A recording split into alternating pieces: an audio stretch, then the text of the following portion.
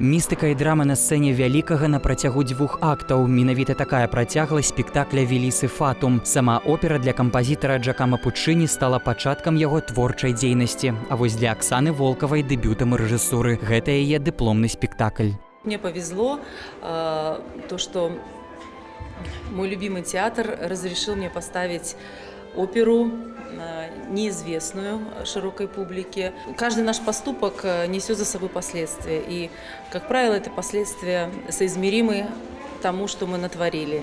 И это, наверное, первый спектакль, где женщины наказывают мужчину. У гэтым годзе Тарас Прысяжнюк стаў салістам оперы беларускага тэатра, а ўжо зараз у яго галоўныя парты ў спектаклі і дэбют у ролі Роберта. Малады чалавек прызнаецца, што падрыхтоўку пачыналі яшчэ летом.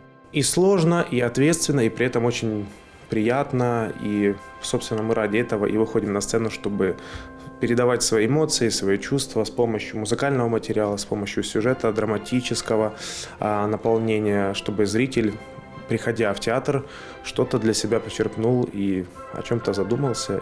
Гісторыю пра разбітыя сэрцы парталу «Іншы свет» вось што паказвалі на сцэне вялікага. У гэтым салістам оперы дапамагалі хор і балет. Для Марты Данусевіч таксама дэбют у гэтай пастаноўцы. Опера о насущных проблемах, о том, что очень многих людей искушают деньги, власть, такая вседозволенность, которая возникает, и при этом она отталкивает человека от истинного, от самого главного, от любви, любви ближних, семьи, с каких-то главных жизненных ценностей.